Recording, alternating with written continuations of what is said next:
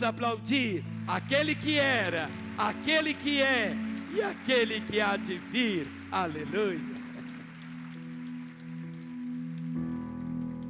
Tu és bem-vindo, Deus. Santo Espírito, és bem-vindo aqui. Vem inundar, encher este lugar. É o desejo do meu coração sermos inundados por tua glória, Senhor. Santo Espírito és. Clame pelo Espírito Santo de Deus. Vem, Senhor. É o desejo do meu coração sermos inundados por tua glória, Senhor. Santo Espírito és. Tu és bem-vindo, Deus. Vem inundar. Enche este lugar com a tua presença, com a tua glória. É o desejo do nosso coração nesta noite, Senhor. Sermos inundados por tua glória, Senhor. Santo Espírito, és bem-vindo aqui. Vem inundar, enche este lugar, Deus. É o desejo do meu coração sermos inundados por. Declare: Santo Espírito. Erga suas mãos a Ele e clame pela presença de Deus neste lugar.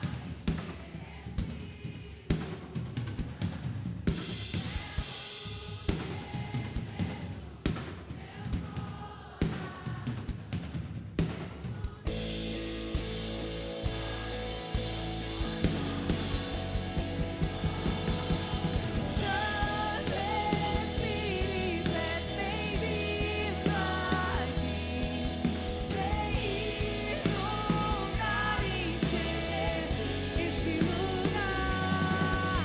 É o desejo do meu coração sermos inundados por tua glória, Senhor.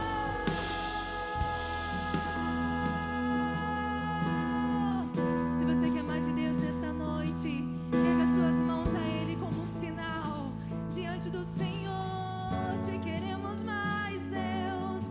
Santo Espírito, tu és bem-vindo. Tu és bem-vindo aqui, Senhor. Toma o teu lugar.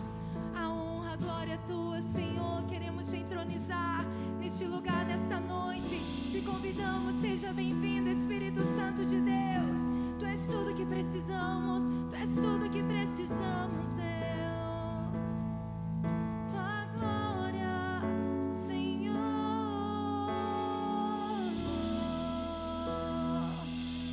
Te adoramos nesta noite. Tu és digno. Eu queria que você tomasse a sua Bíblia nesta hora.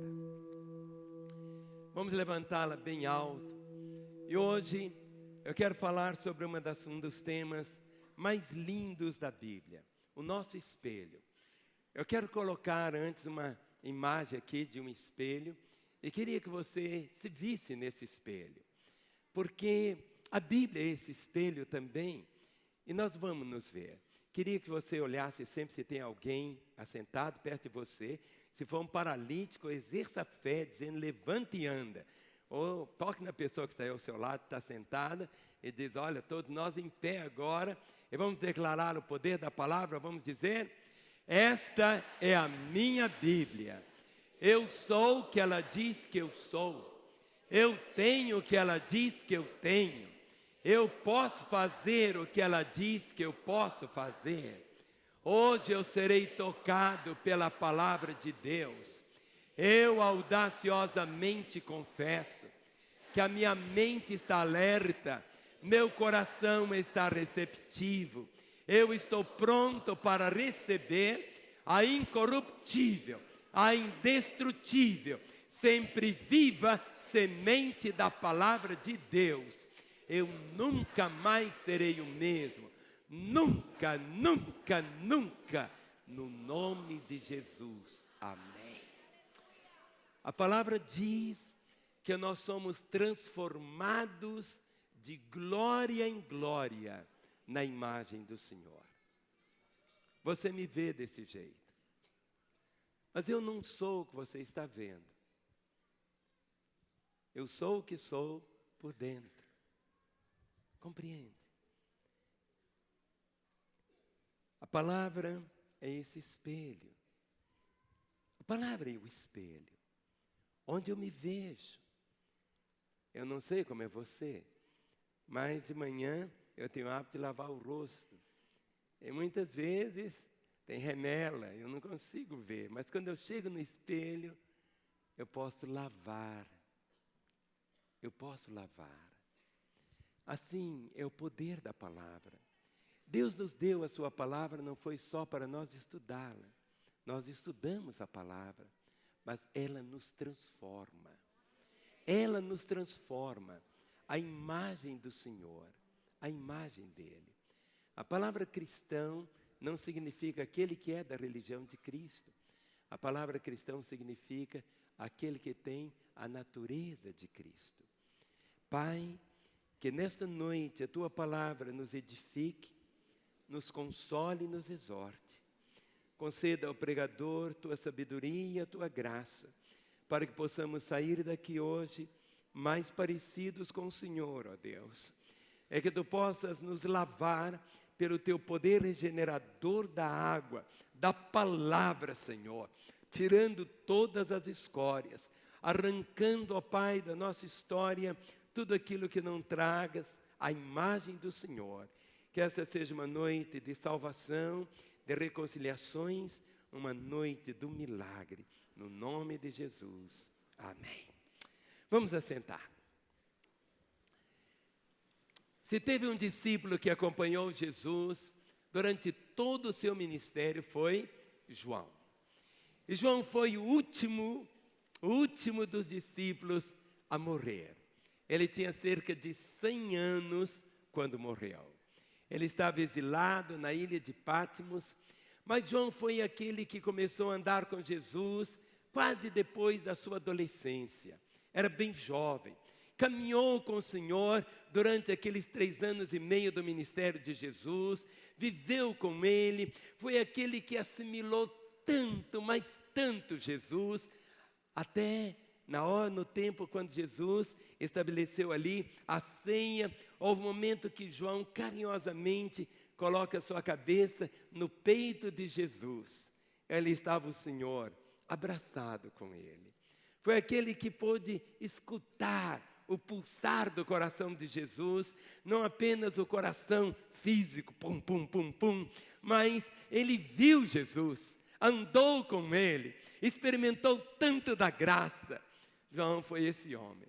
E ele escreve o Evangelho de João, escreve as suas 3 cartas, mas na primeira carta de João, nós encontramos algumas realidades que ele traz de uma forma tão intensa para nós vivermos a vontade do Senhor aqui na terra.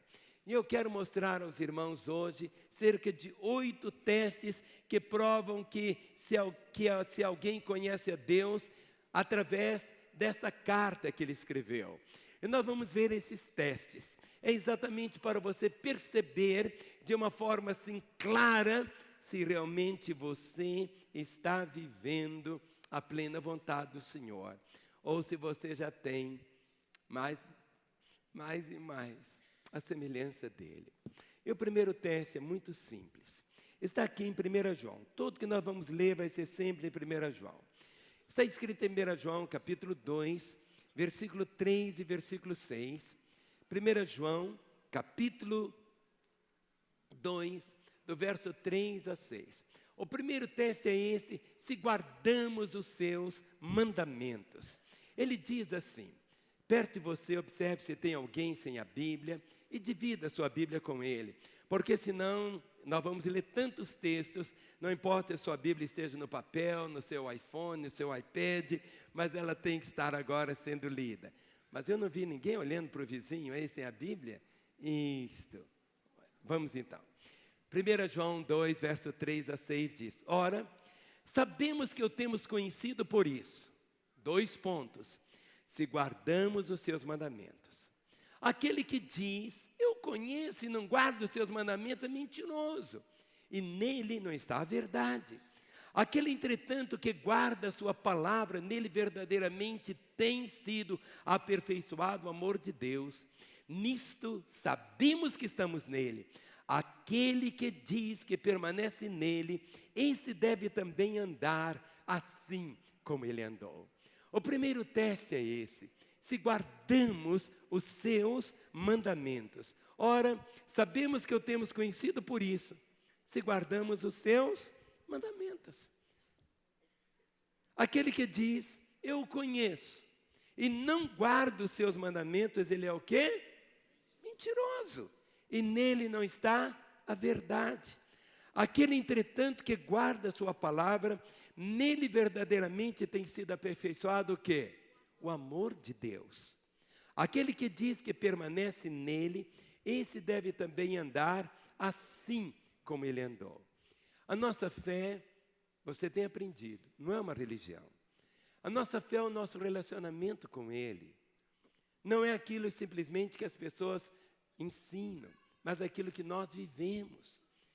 O primeiro teste para você saber realmente que você é um discípulo dele é este ponto. A primeira coisa: se guardamos os seus mandamentos.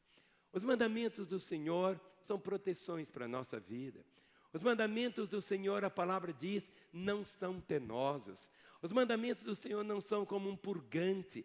Todos os mandamentos dele não são sugestões, são ordens. Muitas vezes as pessoas querem transformar os mandamentos dele em sugestões. Deus não faz uma sugestão, porque a sugestão ele deixa uma abertura dizendo, será que eu posso, tanto faz eu obedecer ou não obedecer? A responsabilidade fica para mim, mas o mandamento não, é uma ordem. Aqui está escrito, ora, sabemos que o temos conhecido por isso. Eu conheço porque eu canto bonito. Eu conheço porque eu faço muita oração. Eu conheço por aquilo outro, querido. Tudo isso são coisas maravilhosas. Mas a palavra diz aqui, ora, sabemos que o temos conhecido por isso. Se guardamos o quê? Os seus mandamentos. Aquele que diz, eu conheço, e não guarda os seus mandamentos, é mentiroso, e nele não está a verdade. Aquele, entretanto, que guarda a sua palavra, nele verdadeiramente tem sido aperfeiçoado o amor de Deus. Nisso sabemos que estamos nele. Aquele que diz que permanece nele, esse deve também andar assim como ele andou. Esse é o primeiro teste. O segundo teste é esse: se amamos o nosso irmão. Este é o segundo teste. Se amamos o nosso irmão. No capítulo 2, do verso 7 até o versículo 11, nós lemos assim: amados, não escrevo mandamento novo, senão mandamento antigo, o qual desde o princípio tivestes. Este mandamento antigo é a palavra que ouviste. Todavia, vos escrevo um novo mandamento, aquilo que é verdadeiro nele e em vós, porque as trevas se vão dissipando e a verdadeira luz já brilha. Aquele que diz está na luz e odeia seu irmão, até agora está nas trevas. Aquele que ama seu irmão permanece na luz e nele não há nenhum tropeço. Aquele, porém, que odeia seu irmão está nas trevas e anda nas trevas e não sabe para onde vai, porque as trevas lhe cegaram os olhos. No capítulo 3, o versículo 15. Capítulo 3, o verso de número 15. diz assim: todo aquele que odeia seu irmão é um santo. É isso que está escrito? Todo aquele que odeia seu irmão é? Oh! Só na minha Bíblia que está escrito? Na sua Bíblia está escrito assim também? Todo aquele que odeia seu irmão é assassino. Ora, vós sabeis que todo assassino não tem a vida eterna permanente em si. Olha no capítulo, quando você lê esse verso, olha o versículo 15, o 14. 1 João 3, 14. Ora, diz assim: nós sabemos que já passamos da morte para a vida. Nós sabemos que já passamos da morte para a vida, porque amamos os irmãos. Aquele que não ama permanece na morte. E o verso 15: todo aquele que odeia seu irmão é assassino. Ora, vós sabeis que todo assassino não tem a vida eterna em si mesmo. O terceiro teste diz: se não amamos o mundo. 1 João, capítulo 2, versículo 15 a 17. 1 João, capítulo 2, do verso 15 até o 17, diz: não ameis o mundo, nem as coisas que há no mundo. Se alguém amar o mundo, o amor do Pai não está nele. Porque tudo que há no mundo, a concupiscência da carne, a concupiscência dos olhos e a soberba da vida, não procede do Pai, mas procede do mundo. Ora, o mundo passa, bem como a sua concupiscência. Aquele, porém, que faz a vontade de Deus permanece para sempre. Desses testes que provam se alguém conhece a Deus, um deles está aqui: se não amamos o mundo. Mas essa palavra mundo, ela tem um significado que você precisa conhecer. Eu posso falar assim: hoje lá na igreja teve um mundo de gente. Mas que mundo é esse? Ah, na minha casa tem um mundo de rato. Compreende? Nós usamos essa palavra mundo, mas qual o significado que encontramos aqui?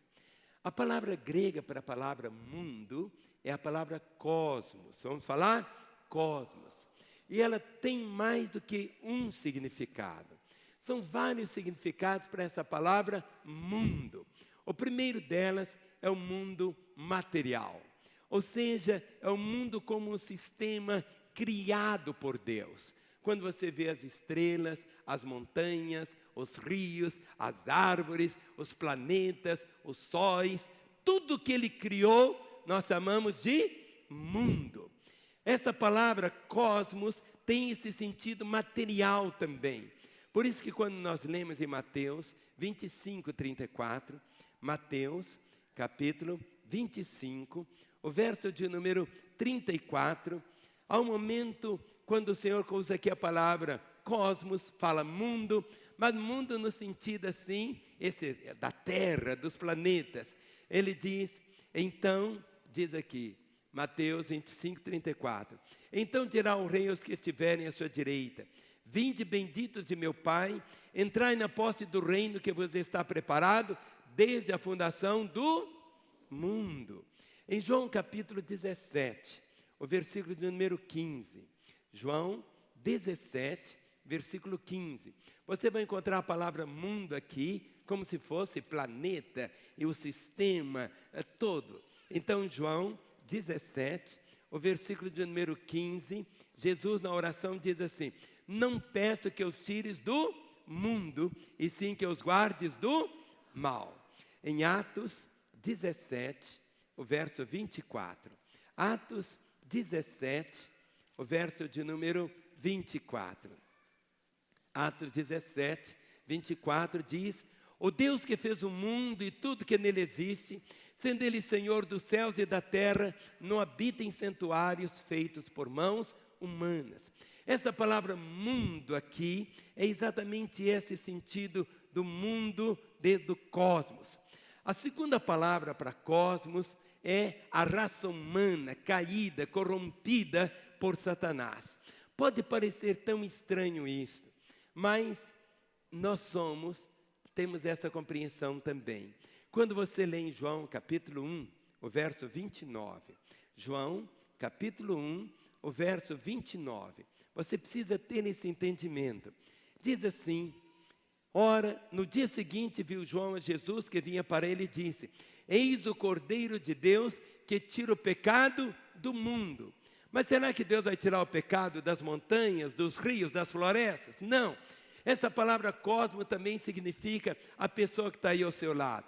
Dê uma cutucada no seu irmão e fala: sai para lá, mundo. Deu para entender? Esse que você cutucou também é chamado mundo. Porque a palavra diz assim: eis o Cordeiro de Deus que tira o pecado do mundo. Mas aqui mundo no sentido de seres humanos. João 3,16, vamos falar juntos? Porque Deus amou o mundo de tal maneira que deu seu Filho unigênito, para que todo aquele que nele crê não pereça, mas tenha vida eterna. Porque Deus amou o quê? O mundo. Mas que mundo? Esse que está sentado do seu lado. Deu para entender? Então essa palavra cosmos tem também esse significado assim, tão profundo. Em Romanos capítulo 5, versículo 12, Romanos capítulo 5, o verso de número 12. Porque se você não entender bem o significado, você não vai ter a compreensão plena do propósito maravilhoso que ele tem para a sua vida.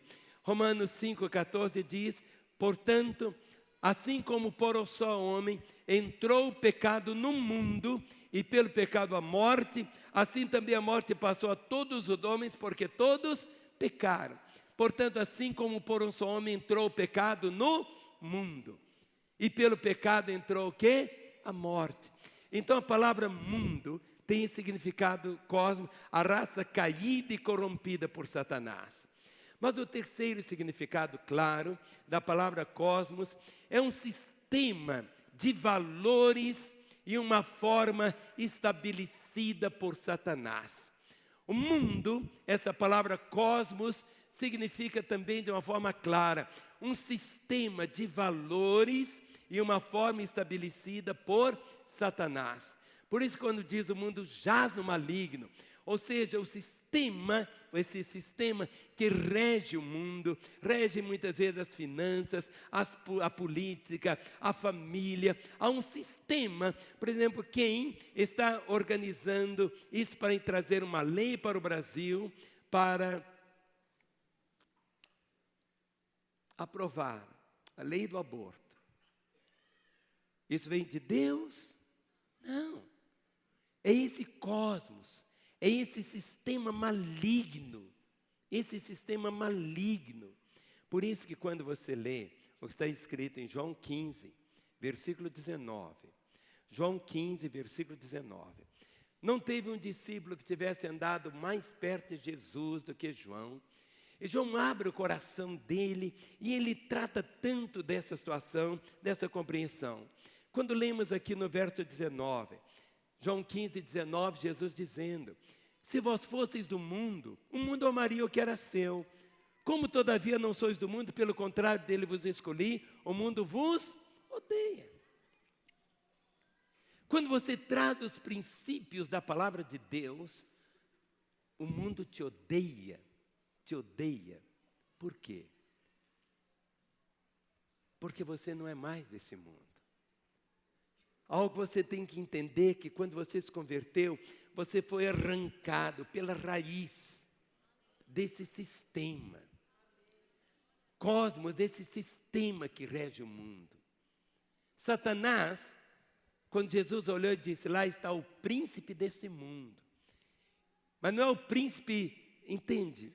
Ele rege esse mundo caído, pervertido, com as leis perversas, engano e mentira. Por isso Jesus diz para mim e para você: se vós fosseis do mundo, o mundo amaria o que era seu. Quando uma pessoa converte, ele não muda de religião. A vida dele é mudada. O sistema que ele vivia é algo diferente. Agora ele tem uma outra vida. E ele disse: se vós fosseis do mundo, o mundo amaria o que era seu. Como todavia não sois do mundo, pelo contrário, dele vos escolhi, por isso o mundo vos odeia. Por que a igreja de Jesus é tão odiada? Porque só de você falar que você é um crente em Jesus, alguns já olham para você assim. Porque você não é mais do mundo. Por que gratuitamente? Quantas vezes, quando uma mulher converte, o marido não é convertido ainda, por que aquele homem a trata com tanta rispidez? Antes dele se converter, parece até que os dois caminhavam tão bem. E de repente, ele começa a agredi-la com palavras, com gestos, situações. Por que antes de você se converter no seu trabalho, de repente você converteu e seus amigos te deixaram, te abandonaram? Existe um sistema, uma linha. E nessa linha, quando você desce dessa linha, normalmente você é punido. Mas quando você sobe dessa linha, você é perseguido. E é exatamente isso que acontece. Quando você saiu do mundo que jazia nas trevas e veio para a luz, você passa a ser perseguido. Por isso que Jesus diz, e a palavra proclama, aqueles que querem viver piamente em Cristo Jesus sofrerão perseguições. Quando você leva Deus a sério, quando você leva a palavra de Deus a sério, quando Ele é o primeiro na sua vida, nem sempre você vai receber aplausos, você vai receber muitas vezes a perseguição. Quando você lê em João 17, enfatizando bem o versículo de número 14, o Senhor Jesus ora. Em João 17, 14 diz, eu lhes tenho dado a tua palavra, e o mundo os odiou, porque eles não são do mundo, como eu também não sou. Faça assim, eu e Jesus não somos do mundo. Faça assim, eu e Jesus não somos do mundo. É isso que está escrito. Verso 14, vamos ler juntos, João 17, 14. Eu lhes tenho dado a tua palavra e o mundo os odiou. Essa palavra cosmo, esse sistema, porque eles não são do mundo. E ele diz, como eu também não sou. Tiago, capítulo 4, o verso 4. Tiago, capítulo 4, verso 4. Depois de Hebreus, você vai encontrar o nosso irmão Tiago. Tiago 4, 4 diz assim, e você precisa guardar no seu coração isso. Por que muitas vezes o sistema do mundo, por exemplo, quem faz a programação das televisões, você acha que são pessoas santas, pessoas que são de Deus? Não. A palavra diz algo tão absurdo, que o mundo jaz no maligno. É por isso que o crente, ele vai na contramão do mundo. Os valores são outros. Olha o que está escrito em Tiago 4,4, diz assim, infiéis, não compreendeis que a amizade do mundo é inimiga de Deus?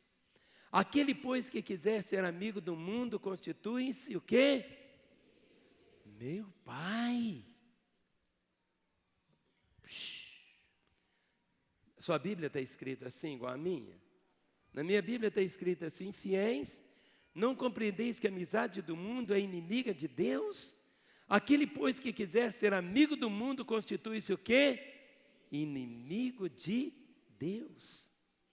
Sabemos que somos de Deus e que o mundo inteiro, o quê? Jaz no maligno. Quando você lê, vamos voltar para 1 João. 1 João 5,19. 1 João 5,19. Você nunca pode esquecer isso. Esse texto tem que queimar no seu coração. Nunca se esqueça para você não tropeçar. Sabemos que somos de Deus e que o mundo inteiro jaz no maligno. Se você voltar a página para 1 João, capítulo 2, o verso 13. 1 João, capítulo 2, o verso de número 13, diz assim. Pais, eu vos escrevo porque conheceis aquele que existe desde o princípio. Jovens, eu vos escrevo porque tendes vencido o maligno. Sabemos que o mundo inteiro jaz no maligno. Existem 3 inimigos: a carne, o mundo e o diabo. Vamos falar? A carne, o mundo e o diabo. Outra vez, quais são os inimigos? A carne, o mundo e o diabo. É como se fosse uma trindade. Do modo como Deus se manifesta: Pai, o Filho e o Espírito Santo. Os 3 são um. Há uma trindade maligna: a carne, o diabo e o mundo. A carne, ela se opõe ao Espírito. Quando você lê Gálatas capítulo 5, o verso 17. Gálatas capítulo 5, o verso de número 17. A carne é esse princípio mau na nossa vida. Essa palavra carne para nós é assim, muito difícil de entender, porque em português é a mesma palavra carne. Mas no grego é outra palavra, em inglês é outra palavra. Por exemplo, carne, em inglês tem a palavra meat, que é carne, né? Assim. E tem a palavra flesh, que é carne, mas o quê? É esse princípio mau, é o meu eu, é a minha própria vontade. Quando você lê em Gálatas 5, verso 17, diz assim: porque a carne milita contra o Espírito, e o Espírito contra a carne, porque são opostos entre si, para que não façais o que porventura seja o vosso querer. A carne milita contra o Espírito. Mas aqui, se você observar, é Espírito Santo, não é o seu espírito. Você pode estar vendo na televisão e de repente aparece uma imagem inadequada. Naquela hora, o Espírito Santo em você se entristece. E você tem uma escolha: continuar assistindo, e o Espírito Santo é que convence o homem para ele ter essa sensibilidade do pecado. Por isso a palavra diz: porque a carne milita contra o Espírito, e o Espírito contra a carne, porque são opostos entre si, para que não façais o que porventura seja o vosso querer. O seu querer é um. Depois que você tem Jesus, você quer ter uma vida santa, você quer ter uma vida pura, você quer ter uma vida correta, você quer ter uma vida bonita, não é assim? Mas por que muitas vezes você tropeça? Há uma luta, há uma luta. Há esse sistema de cosmos que a carne milita contra o Espírito. Agora, o diabo se opõe ao Filho, se opõe a Jesus Cristo. A carne se opõe ao Espírito Santo. O diabo se opõe a Jesus Cristo. 1 João capítulo 3, o verso 8. 1 João capítulo 3, o versículo 8. Aquele que pratica o pecado procede do diabo. Porque o diabo vive pecando desde o princípio. Para isso se manifestou o Filho de Deus, para destruir as obras do diabo. Quem está aí? Quem está recebendo entendimento? Uma coisa é a carne milita contra o Espírito. O diabo se levanta contra o Filho de Deus. Aquele que pratica o pecado procede do diabo, porque o diabo vive pecando desde o princípio. Para isso se manifestou o Filho de Deus, para quê? Para destruir as obras do diabo. Agora, o terceiro inimigo qual que é? É o mundo. O mundo se opõe ao Pai. O mundo se opõe ao Pai. 1 João capítulo 2, o versículo de número 15. 1 João capítulo 2, verso 15, a palavra diz: não ameis o mundo, nem as coisas que há no mundo. Se alguém amar o mundo, o quê? O amor do Pai, o quê? Não está nele. Olha só. Se alguém amar o mundo, o amor do Pai não está nele. Então existem quantos inimigos? 3. Quais que são? A carne, o mundo e o diabo. Agora, essa trindade maligna se opõe ao Deus triuno. A carne se opõe ao Espírito, o diabo se opõe ao Filho Jesus Cristo e o mundo se opõe ao Pai. Mas se você olhar agora o verso 16, 1 João 2,16. Existem 3 realidades aqui. E ele diz que tudo que há no mundo, tudo que há no mundo está aqui. Porque tudo que há no mundo, a concupiscência da carne, a concupiscência dos olhos e a soberba da vida não procede do Pai, mas procede do mundo. São 3 coisas. Vamos falar essa palavra esquisita aí. A concupiscência da carne, soberba da vida. A concupiscência da carne. Olha o que diz. Porque tudo que há no mundo, a concupiscência da carne, a concupiscência dos olhos, a soberba da vida, não procede do Pai, mas do mundo. Ora, o mundo passa, bem como a sua concupiscência, aquele, porém, que faz a vontade de Deus permanece eternamente. O que é a concupiscência da carne? Vamos entender isso. Quem quer saber o que é a concupiscência da carne? Então, vamos ler juntos? Vamos ler juntos, vamos falar juntos agora, que está escrito. A concupiscência é um desejo ardente do corpo. Deus criou o corpo bom, com instintos naturais, mas quando o pecado entrou no homem, o corpo desfigurou-se e aqueles instintos normais tornaram-se concupiscência. Vamos ler de novo? Vamos falar. Deus criou o corpo bom com instintos naturais, mas quando o pecado entrou no homem, o corpo desfigurou-se e aqueles instintos tornaram-se o quê? Concupiscências. A concupiscência do corpo, mas fala a concupiscência dos olhos. O que é? Esse aí está bem escrito. Ele escreveu tudo errado ali, mas corrige dizendo. Está perdoado, viu? Mas vamos ler do jeito que está ali. A concupiscência dos olhos é o desejo ardente da alma. As necessidades físicas são diferentes dos desejos. A concupiscência dos olhos. A concupiscência dos olhos é o desejo ardente da alma.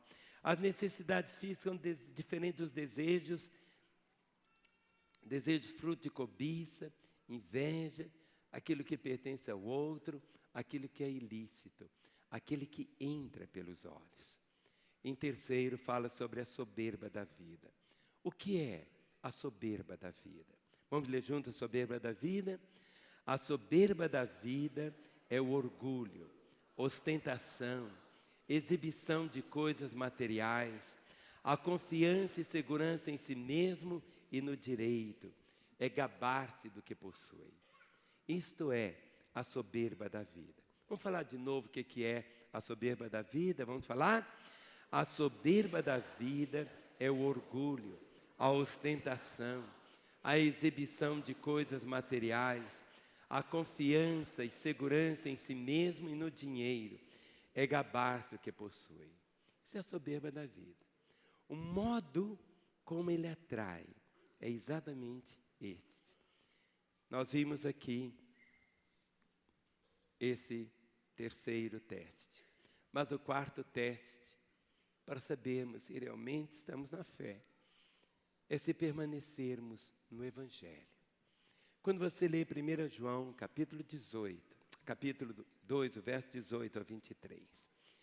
Quando você lê esse texto, é exatamente esse teste para você saber se realmente você permanece no Evangelho.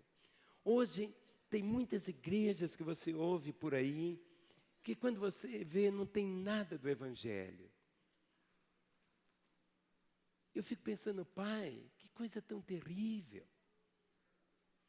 Quando nós lemos aqui, o que diz a palavra? Olha assim, filhinhos, já é última hora. E como ouvistes que vem o anticristo, também agora muitos anticristos têm surgido, pelo que conhecemos que é a última hora. Eles saíram do nosso meio, entretanto não eram dos nossos, porque se tivessem sido dos nossos, teriam permanecido conosco. Todavia eles se foram para que ficasse manifesto que nenhum deles é dos nossos. E vós possuem unção que vem do Santo, e todos tendes conhecimento. Não vos escrevi porque não saibais a verdade, antes porque a sabeis, e porque mentira alguma jamais procede da verdade. Que mentiroso? Senão aquele que nega que Jesus é o Cristo. Este é o anticristo, o que nega o Pai e o Filho. Todo aquele que nega o Filho, esse não tem o Pai. Aquele que confessa o Filho tem o quê? Igualmente o Pai. Aqui está algo. Olha o verso 19. Diz assim: eles saíram do nosso meio, entretanto não eram dos nossos, porque se tivessem sido dos nossos, teriam permanecido conosco. Eles se foram para que ficasse manifesto que nenhum deles é dos nossos. Esse é o teste. Se permanecermos o quê? No Evangelho. O Evangelho é simples. O Evangelho é simples. A nossa fé não tem confusão nenhuma. A fé evangélica não é uma doutrina, é o nosso relacionamento com Ele. É a vida dele na nossa própria vida. O quinto teste aqui em 1 João diz: se praticamos a justiça. 1 João capítulo 1, verso 28 e 29. E João nos trata como Jesus tratava, com uma expressão tão bonita, dizendo: filhinhos, agora, pois, permanecei nele, para que quando ele se manifestar, tenhamos confiança e dele não nos afastemos envergonhados na sua vinda. Se sabeis que ele é justo, reconhecei também que todo aquele que pratica a justiça é nascido dele. Esse é um teste. Se praticamos o quê? A justiça. O teste número 6. Se a si mesmo se purifica. A nossa autoridade vem da nossa santidade. Quando lemos o que está escrito aqui, 1 João capítulo 3, teste número 6. Se a si mesmo se purifica. Diz assim, 1 João capítulo 3, verso 1 a 3. Vede que grande amor nos tem concedido o Pai a ponto de sermos chamados filhos de Deus. E de fato somos filhos de Deus. Por essa razão o mundo não nos conhece, porquanto não conheceu Ele mesmo. Amados, agora somos filhos de Deus e ainda não se manifestou o que haveremos de ser. Sabemos que quando Ele se manifestar, seremos semelhantes a Ele, porque haveremos de vê-lo assim como Ele é. Olha o verso 3. E assim mesmo se purifica todo o que nele tem essa esperança, assim como Ele é puro. Não tem coisa mais linda na vida do que você viver uma vida santa. Viver uma vida pura. Todo aquele, e assim mesmo se purifica todo aquele que tem essa esperança, assim como Ele é puro. O verso 3, guarde isso no seu coração. O 7º teste é se a pessoa não vive na prática do pecado. Há uma diferença entre a pessoa cair num pecado e viver na prática do pecado. São duas coisas bem diferentes. Uma coisa é pontual, a outra é algo linear. Se ele não vive na prática do pecado. No capítulo 3, 1 João, capítulo 3, do verso 4 até o versículo 10. Vamos ficar em pé para ler esses textos. Os músicos tomem seus lugares. Ninguém que seja filho de Deus pratica o pecado habitualmente. Eu quero que hoje você saia daqui tendo essa compreensão e que nesses testes você possa realmente ser aprovado. Diz aqui, 1 João 3, verso 4, diz assim: todo aquele que pratica o pecado também transgride a lei, porque o pecado é a transgressão da lei. Sabeis também que ele se manifestou para tirar os pecados, e nele não existe pecado. Agora olha o verso 6. Todo aquele que permanece nele não vive o quê? Pecando. Todo aquele que vive pecando não viu, nem o conheceu. Filhinhos, não vos deixeis enganar. Não vos deixeis enganar por ninguém. Aquele que pratica a justiça é justo, assim como ele é justo. Aquele que pratica o pecado procede do diabo, porque o diabo vive pecando desde o princípio. Para isto se manifestou o Filho de Deus, para destruir as obras do diabo. Verso 9. Todo aquele que é nascido de Deus não vive na prática do pecado, pois o que permanece nele é a divina semente. Ora, esse não pode viver pecando, porque é nascido de Deus. Olha o verso 10. Nisto são manifestos os filhos de Deus e os filhos do diabo. Aquele que pratica justiça, aquele que não pratica justiça não procede de Deus, nem aquele que não ama a seu irmão. No capítulo 3, olha a ênfase no verso 6. Todo aquele que permanece nele não vive pecando. Todo aquele que vive pecando não viu, nem o conheceu. O verso 9.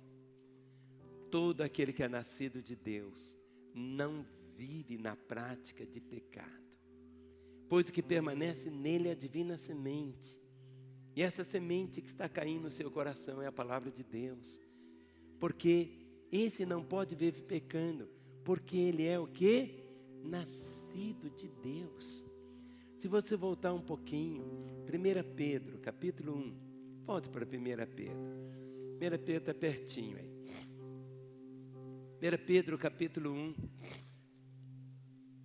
A partir do verso 22 e o 23.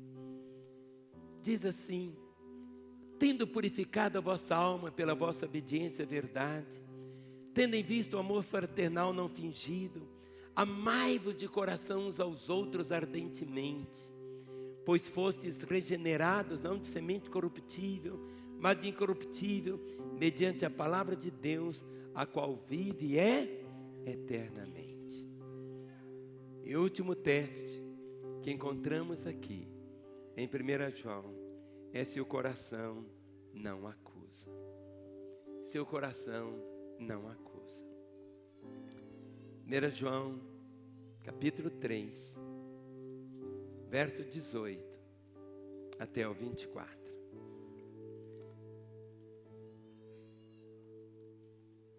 João, capítulo 3, 18 a 24. Filhinhos, não amemos de palavra nem de língua, mas de fato e de verdade.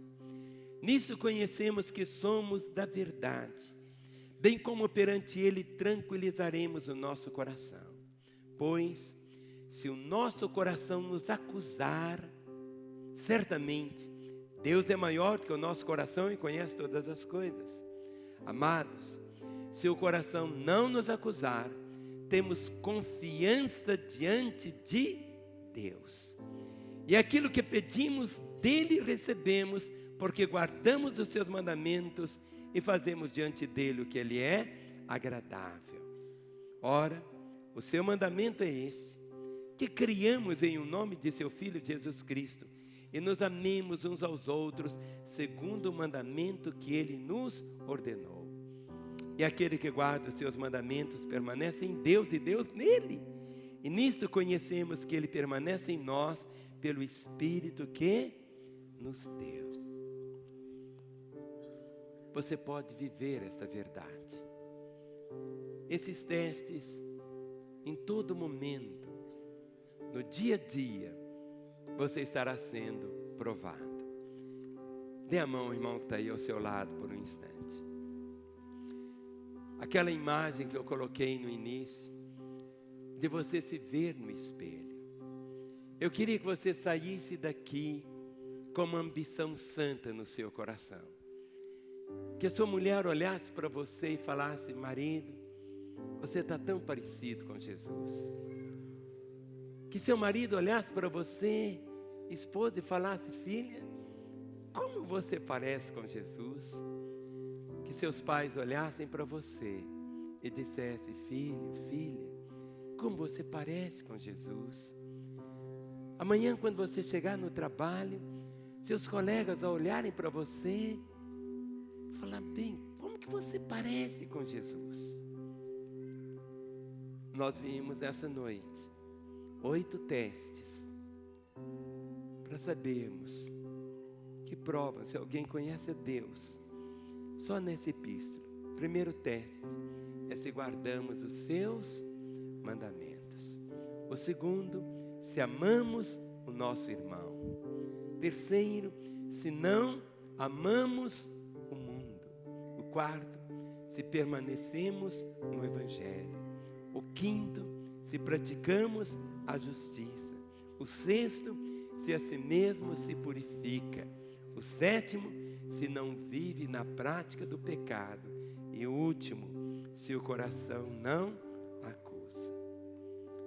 Nossas orações, elas dependem também de uma forma tão grande, porque está escrito aqui, 1 João 3, o verso 21 diz: amados, se o coração não nos acusar, temos confiança diante de Deus, e aquilo que pedimos dele recebemos. Muitas vezes parece que suas orações não são ouvidas, e a primeira oração que o Senhor tem prazer em responder diz: se confessarmos os nossos pecados, Ele é fiel e justo para nos perdoar os pecados e nos purificar de toda injustiça. Ele diz: aquilo que pedimos dele recebemos, porque guardamos os seus mandamentos e fazemos diante dele o que lhe é agradável. A nossa fé é agradar o coração do Senhor. A nossa fé é esse propósito, queremos agradá-lo, queremos fazê-lo sorrir. Guarde no coração isto, viva essa verdade. E levante a mão do seu irmão agora, e nós vamos orar, cantando esta oração nesse instante.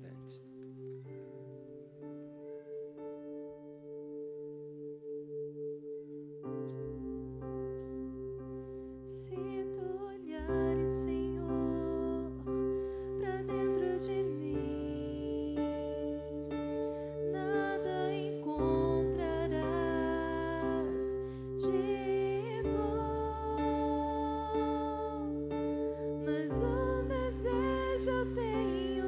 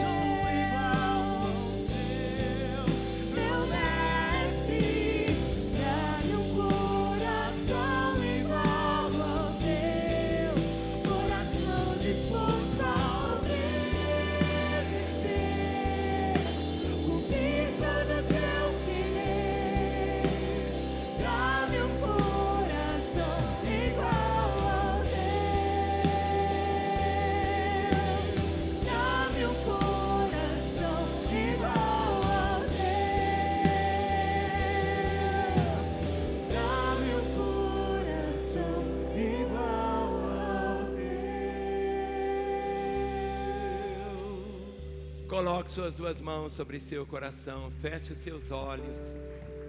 As duas mãos sobre seu coração. Feche os seus olhos. Esta é uma oração que Deus quer responder. Existem orações que Ele nunca quer responder. Se você pedir, ó Deus, mate a minha sogra, Ele não vai responder. Mas quando você ora, dá-me um coração igual ao teu, Ele quer responder. Feche os seus olhos e ore comigo dizendo: Senhor Jesus, um dia eu te convidei para entrar em minha vida, e o Senhor entrou, mudou a minha história. Mas nesta noite eu ouvi da tua palavra, e eu quero, Senhor, ser aprovado pelo Senhor. Perdoa-me, Senhor, pelas vezes que eu tropecei. Mas nesta noite eu ouvi, recebi o ensino, eu tenho entendimento agora, e eu quero viver este novo coração, que é a tua vida, na minha vida. Eu quero, cada dia, alegrar o teu coração. Eu sei que isto será vida, vida na minha vida, e que todos verão a tua vida vivida em mim. Ajuda-me, Senhor, a nunca esquecer do que eu ouvi esta noite. Não permita que eu seja ouvinte da tua palavra, mas praticante da tua palavra. O meu coração é igual ao teu, e eu posso viver aqui como o Senhor viveu. O Senhor diz para permanecermos, e eu quero permanecer nesta promessa. Mas agora, Jesus, eu me identifico com todos que estão aqui e oro como se fosse Ele orando, dizendo assim: Senhor Jesus, eu reconheço que sou um pecador, perdido, mas eu ouvi que Tu és o Salvador. Nesta hora, eu abro meu coração e eu te convido, Jesus, entra agora na minha vida. Eu te recebo como meu Senhor e meu Salvador. E eu, Jesus, que andava com o Senhor, mas como um pródigo, me afastei, mas agora eu volto na certeza do teu perdão. Continue com seus olhos fechados, e eu quero fazer uma oração sozinho agora. Quero orar por você. Há pouco eu me identifiquei com você orando, dizendo: Jesus, entra na minha vida. Jesus, eu te recebo como meu Senhor e Salvador. Ou você que estava afastado dos caminhos dele, como orei, como se você dissesse: Jesus, eu volto aos teus caminhos. Eu quero orar por você. Enquanto toda a igreja está orando, você que hoje reconhece o quanto você precisa dele, você que não possui ainda essa certeza da salvação, mas que você orou comigo repetindo: Jesus, entra na minha vida. Entra na minha vida. Ou você que estava afastado, orou dizendo: eu volto aos teus caminhos. Eu quero orar por você. Para que eu ore por você, eu peço um sinal da sua parte, que você levante uma das suas mãos. Eu quero ver a sua mão erguida e orar por você. Você que hoje entrega a sua vida a Jesus, você que o recebe como seu Senhor e Salvador, ou você que estava afastado dos caminhos dele e que volta aos caminhos dele, levante bem alto a sua mão. Eu quero ver a sua mão erguida e orar por você. Isso. Agora eu vou pedir algo, que todos podem abrir os olhos. Todos vocês que levantaram as mãos, saiam dos seus lugares, venham aqui. Eu quero orar por vocês agora. Lá da segunda galeria, da primeira, aqui do térreo. Esse será um momento novo na sua história. Tudo será tão novo. O maior momento que o homem pode ter na sua vida é quando ele está prostrado diante de Deus. Eu quero pedir que cada crente que está aqui, fale com a pessoa que está ao seu lado, pergunte para ela como está a sua vida, como está. Esta é a hora de Deus para o seu coração. Esse é o momento do céu para a sua vida. Ninguém pode fazer essa decisão em seu lugar. Ninguém. Esse é o momento de Deus. Lá da segunda galeria, da primeira, aqui no térreo. Deixe o seu lugar e venha. Você que está aí na sua casa, não sei onde você me assiste. É esse o momento de você falar também: Jesus entra na minha vida. Ele vai entrar, nunca mais vai sair. Ou você que estava longe do caminho, dos caminhos dele, é a hora de você voltar para ele. Não é amanhã, mas é agora. Você pode dizer: Jesus, eu volto aos teus caminhos. Ele te receberá, te perdoará, tudo será novo. Faça isso agora. Um telefone aparece, 3429-9550. Ligue para nós. Estamos aqui em Belo Horizonte. Aqui é 31 e o telefone é 3429-9550. Queremos orar com você e por você. Que Ele te abençoe abundantemente. Amém. Dá-me um coração igual ao teu, meu mestre. Eu queria pedir meus pastores para se aproximarem. Todos pastores e obreiros. Vocês estão aqui ajoelhados, podem ficar em pé. Chegue bem perto de mim, pode chegar.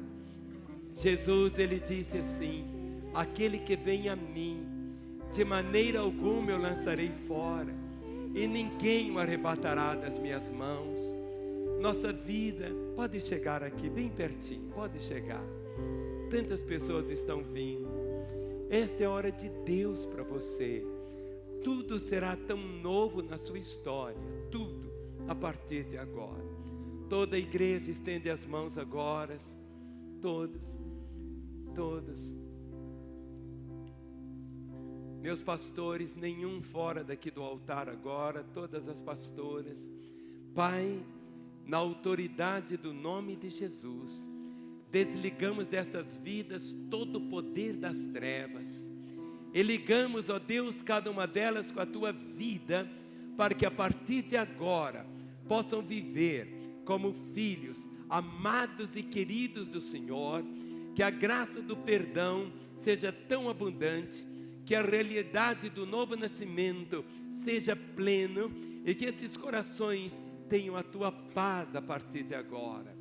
Que a tua doce e maravilhosa paz os envolva, e como filhos amados e queridos do Senhor, possam viver no nome de Jesus. Amém. Amém. A Bíblia, a palavra dele diz, de uma forma tão bonita, que você foi aceito. Uma paz diferente vem ao seu coração agora. Isso que começa a existir, como que um fardo fosse tirado de vocês. Tudo vai ser tão diferente agora, tudo. Até uma nova família você vai ter. Somos nós, igreja, uma família meiga, carinhosa e que vai acompanhar as pessoas.